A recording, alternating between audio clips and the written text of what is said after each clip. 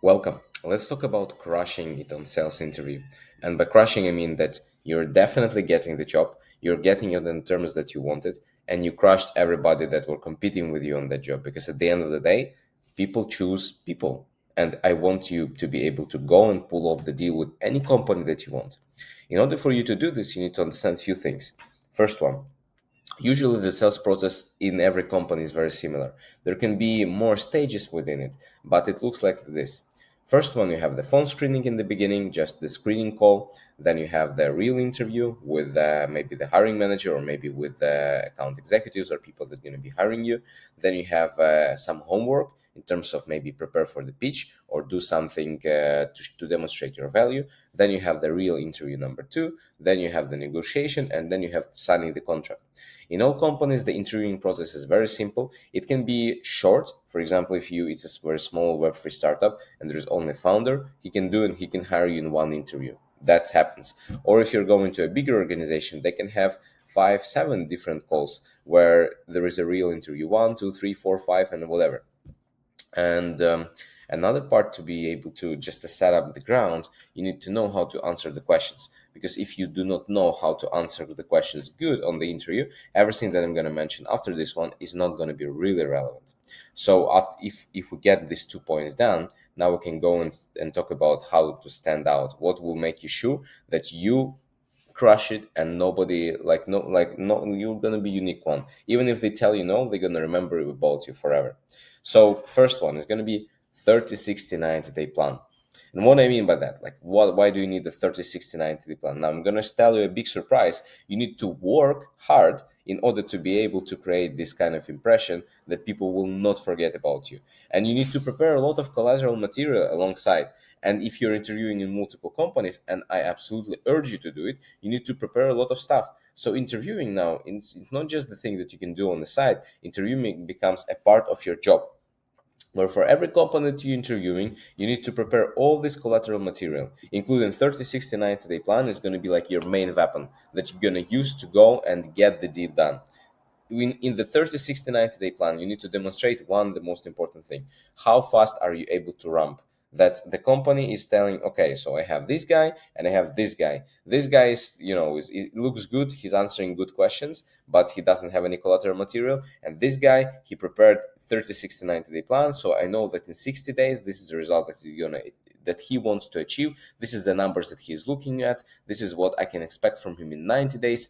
This gives the company kind of like more predictability, because for them, like, think about the customer, like think about your customer. What do they want? They want a good sales rep that's able to ramp very fast and bring company as fast as possible to the company back, because they're paying your salary in the beginning, they're investing in you. So just show him that in 30 days you need to understand. You can show them how will you achieve like the goal of ramping as soon as possible. How will you learn? What kind of people will you talk with? How long will you practice? How long will you watch different calls? Like, you can show this even day to day, week to week. Easy. Show them that you're capable to ramp and learn and absorb as fast as possible, become a part of their company culture, like this in 30 days. Next one, 60 days. How are you going to adapt to the sales process?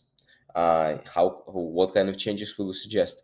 Because in 60 days they expect you to go and start actually making a lot of calls to understand your way of selling, to find out your own thing. And it's okay, like, if you don't find it in 30 days, that's fine. But you need to demonstrate that in the first 30 days you learned all the best things that you need to do. Now you're implementing them to the world. You're trying different models. You're trying your voice, your style. And then in the 90 days, it means that you already found your thing and you're going and you're scaling it. That's the most important part. 30 in first period, you show how fast you can learn. Second period, you show how adaptive are you to going and trying and failing, because there's going to be a lot of failing in the 60 day. And then 90 days for you about scaling the thing that works and not doing things that do not work, showing that you already made the work on your mistakes. And that's it. Even if you show the 30 60 90 day plan, they will not ask you for it. Like, majority of companies will not ask you for it. I want you to bring this thing, prepare it, and come it with it for your second interview, to say, hey, my friends, I really value this company. That's why I prepared this interview. I want you to be able to understand that I'm serious about this position and what are my objectives for not only for this role but also for growing this company, etc., etc. You go in the pitch. But a lot of people start, they tell a lot of good words, but they have nothing substantial to cover with. And you're not only going to have the 30, 60, 90-day plan, but you're also going to have a prepared lead list, prepared prospecting sequences, complete, like everything. Like you will have a competition review. You can also give them the pitch. You can about on the product or service, even without them asking for it. You're going to come to them and say, okay, guys, so I made the research. This is the prospects that I think are going to be very good for you. This is the people. This is their contact data. This is my network, who I know. Like, don't give like the contacts of the people in your network, but just say, so I know people in X, Y, and Z, and this is, I think that they're going to be very helpful to be using this product or service, and they're going to be the first one who I'm going to reach out when trying to set up a connection with them. Because when you get in the job, you want to demonstrate that you're able to generate your own pipeline. And the easiest way for you to generate your own pipeline is not going to cold people, is going to people that you already know. Just showing them the idea, they're gonna allow you to train. Next one is going to be the prepared prospecting sequences, what you're going to say, how you're going to write it. Like, they want to be able to see, because all of these things ideally sales reps are doing during the first month. And you coming in a sales process already with all of this information, this means that you already have more than sales reps that they just hired and that have been in the company for 3 weeks or whatever. It's like you are making yourself so good looking in their eyes that they would want to hire you. And this thing will allow you to pull off any kind of negotiation that you want. You will definitely get in and walking away with a better deal with having this collateral material without having it. If you can comparing if you didn't have it. Competition review, show them and say, okay, guys, so this is what's happening on the market right now.